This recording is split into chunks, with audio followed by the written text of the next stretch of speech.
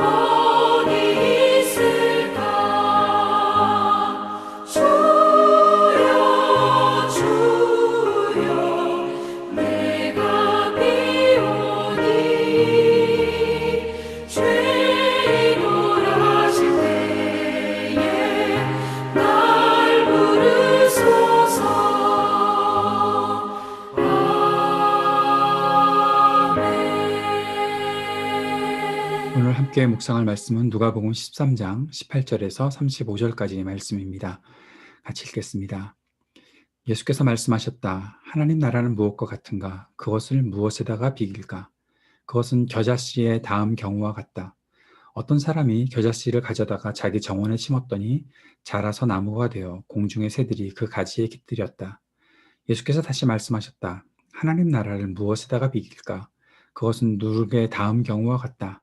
어떤 여자가 누룩을 가져다가 가루 서말 속에 섞어 넣었더니 마침내 온통 부풀어 올랐다. 예수께서 여러 성읍과 마을에 들르셔서 가르치시면서 예루살렘으로 여행하셨다. 그런데 어떤 사람이 예수께 물었다. 주님, 구원받을 사람은 적습니까? 예수께서 그들에게 대답하셨다. 너희는 좋은 문으로 들어가기를 힘써라. 내가 너희에게 말한다. 들어가려고 해도 들어가지 못하는 사람이 많을 것이다. 집주인이 일어나서 문을 닫아버리면 너희가 밖에 서서 문을 두드리면서 주인님, 문을 열어주십시오 하고 졸라도 주인은 너희가 어디에서 왔는지 나는 모른다 하고 대답할 것이다. 그때 너희가 말하기를 우리는 주인님 앞에서 먹고 마셨으며 주인님은 우리를 길거리에서 가르치셨습니다 할 터이나 주인이 너희에게 말하기를 나는 너희가 어디에서 왔는지 모른다. 불의를 일삼는 자들아 모두 내게서 물러가거라 할 것이다. 아브라함과 이삭과 야곱과 모든 예언자는 하나님 나라 안에 있는데 너희는 바깥으로 쫓겨난 것을 너희가 보게 될 때에 거기서 슬피 울면서 이를 갈 것이다. 사람들이 동과 서에서 또 남과 북에서 와서 하나님 나라 잔치 자리에 앉을 것이다. 보아라, 첫째가 될 사람이 있고 첫째가 꼴찌가 될 사람이 있다. 바로 그때 몇몇 바리새파 사람들이 다가와서 예수께 말하였다. 여기에서 떠나가십시오. 헤롯 왕이 당신을 죽이고자 합니다. 예수께서 그들에게 말씀하셨다. 가서 그 여우에게 전하기를 보아라, 오늘과 내일은 내가 귀신을 내쫓고 병을 고칠 것이요 사흘째 되는 날에는 내 일을 끝낸다 하여라. 그러나 오늘도 내일도 그 다음 날도 나는 내 길을 가야 하겠다. 예언자가 예루살렘이 아닌 다른 곳에서는 죽을 수 없기 때문이다. 예루살렘아 예루살렘아 예언자들을 죽이고 내게 파송된 사람들을 돌로 치는구나. 암탉이 제 새끼를 날개 아래에 품듯이 내가 몇 번이나 내 자녀를 모아 품으려 하였더냐. 그러나 너희는 그것을 원하지 않았다. 보아라, 너희의 집은 버림을 받을 것이다. 내가 너희에게 말한다. 너희가 말하기를 주님의 이름으로 오시는 분은 복되시다 할 그때가 오기까지 너희는 나를 다시는 보지 못할 것이다. 아멘. 오늘 본문 말씀에서는 예수님께서 하나님 나라를 비유하시는 두 가지의 말씀을 하고 있습니다. 하나는 겨자씨에 대해서, 하나는 누룩에 대해서 말씀하시면서 그것이 하나님 나라를 비유하는 것이다라고 말씀하시는 것이죠. 겨자씨는 작은 씨앗이죠. 그 작은 씨앗이 뿌려져서 심겨지면 큰 나무로 자라는 것을 보게 됩니다. 누룩은 밀가루 반죽에 아주 적은 양을 넣죠. 그런데 그것이 부풀어 오르는데 크게 부풀어 오른다라는 것이죠. 아주 작게 보여서 기대도 되지 않고 때로는 계산도 되지 않을지 모르지만 크게 자라는 겨자씨나 누룩과 같이 하나님 나라 복음은 시작할 때 어떤 결과가 나올지 사람의 계산으로는 가늠할 수가 없다라는 거죠. 그러나 하나님 나라 복음이 큰 역사를 만든다라는 것을 우리가 보게 됩니다. 전에 씨 뿌리는 비유에서도 있었던 것처럼 여러 곳에 씨를 뿌려서 이렇게 씨가 뿌려져서 어떻게 하나님 나라가 온전히 설 수 있겠는가? 사람들은 그런 생각을 하게 되지만 그러나 하나님 나라는 사람의 기대와 계산으로 어느 정도 예측하는 수 있는 것이 아니라 그 모든 것들을 넘어서서 초월하는 하나님의 능력을 가지고 나타나고 또 좋은 땅에 심겨서 수많은 열매를 맺는 것처럼 겨자씨처럼 크게 자라서 새들이 그 가지에서 깃들여지는 그런 일이 있고 또 누룩이 아주 작지만 그 속에서 또 마침내 그것을 부풀어 오르게 크게 부풀어 오르게 하는 것처럼 그런 역사가 하나님 나라의 능력이고 하나님 나라 복음의 역사이다라는 것을 우리가 이 말씀을 통해서 보게 됩니다. 이 말씀을 하시는 이유가 무엇일까? 아마도 제자들은 자기들이 생각했던 하나님 나라, 하나님의 왕국, 예수 그리스도를 통해서 메시아를 통해서 이 땅에 벌어질 하나님 나라의 역사를 자기들의 예측으로 그려보았지 않았을까 싶습니다. 예수님께서 자꾸만 사람들과 부딪히시고 안식일에 사람들을 고치시면서 자꾸 바리새인들이나 율법학자들에게 충돌을 일으키시고 사람들이 예수님을 비난하고 예수님을 죽이려 하는 그런 일들이 나타날 때 제자들의 마음속에서는 이렇게 해서 뭐가 이루어질까 하는 그런 기대가 점점 작아졌을지 모르지만 예수님께서 하시는 이 하나님 나라 복음의 역사는 사람의 눈에서 보이고 손에 잡히는 것으로 계산하는 것이 아니라 하나님의 뜻대로 움직여지고 그 일들이 크게 일어날 것이다 라는 것을 예수님이 말씀하시는 것이죠. 우리가 여러 가지 걱정을 할 때도 있습니다. 이런 일들이 이렇게 돼서야 되겠는가? 세상의 이치가 그렇지 않은데 사람들의 생각이 그렇지 않은데 우리가 하는 일이 과연 좋은 열매를 맺을 수 있을까? 그러한 생각들을 하고 때로는 주저하기도 되고 때로는 우리의 마음들을 자꾸 오그라뜨려서 주눅들어서 아무것도 하지 못하는 그런 일들이 있을지 모르지만 그러나 그 속에 하나님 나라 복음이 움직이는 역사들은 큰 역사를 일으킬 것이다. 내 계산이 아니라, 인간적인 계산이 아니라, 세상에서 말하는 어떠한 이치가 아니라 하나님께서 움직이시는 하나님 나라 복음의 큰 역사를 하나님께서 분명히 이루어 주실 것을 믿고 우리가 살아갈 수 있었으면 좋겠습니다. 예수님께서는 예루살렘으로 여행하고 계시다라고 누가가 기록하고 있죠. 예루살렘으로 여행하셨다. 예수님께서 예루살렘을 향해서 가시는 그 일은 분명히 십자가의 일들을 완성하기 위한, 십자가를 통한 구원의 길을 완성하기 위한 그 길이었다는 사실을 우리가 보게 됩니다. 그런데 어떤 사람이 예수님께 그 길에서 질문하는 일들을 보게 되죠. 구원받는 사람이 적습니까? 라고 물어보는 거죠. 다시 생각하면 구원받는 사람은 얼마나 됩니까? 라는 그 숫자를 물어보고 있는 것 같습니다. 혹시 우리의 생각도, 우리가 주님을 향한 질문도 이러한 한계에 머물러 있는 것이 아닌가라는 생각들을 해보게 됩니다. 어느 정도의 숫자가 구원을 받을까? 거기에 관심이 있거나, 누구는 구원을 받고 누구는 구원을 받지 못할까? 그런 것에 관심을 두고 그렇게 질문하는 때도 있는 거죠. 이것을 조금 더 다른 측면에서 생각해 보면, 얼마나 많은 사람이 나의 편일까? 또 얼마나 많은 사람은 다른 사람의 편일까? 그런 사람의 숫자를 가지고서 계산하는 것이 우리의 관심일 수 있겠지요. 그런데 예수님께서는 그런 질문에 관심을 두지 않으시는 것을 보게 됩니다. 거기에 대해서 대답하지 않으시는 것이고, 그리고 다시 다른 말씀을 하고 계시죠. 그 다른 말씀이 무엇인가 하면, 너희는 좁은 문으로 들어가기를 힘쓰라. 좁은 문으로 들어가라. 구원을 받는 사람이 많고 적음의 문제가 아니라 그 구원의 길, 그리스도를 따르는 길을, 하나님 나라 말씀을 따르는 길을 가고자 한다면, 구원받은 사람으로 살고자 한다면 많은 사람이 쉽게 드나들 수 있는 그런 문을 선택하지 말고, 다시 요즘 말로 하면 대세를 따라가는 것이 아니라, 그런 길이 아니라 하나님의 말씀이 어떤 것인지를 분명히 분별하고 그 길을 가는 것이 맞다. 그 길을 분명히 따라갈 수 있어야 한다라는 것을 말씀하시는 것입니다. 내가 가는 길이 바른 길인가? 사람들이 지금 이렇게 살고 있는데 나도 그 길을 따라 살까가 아니라, 내가 가는 길에 하나님 나라 그 가치가 온전히 실현될 수 있는 것인가? 그것을 바라보고 그 길을 가야 한다라는 것이죠. 사람들이 그 길을 가지 않는다고 하더라도 그 좁은 문으로 들어가기를 힘써라.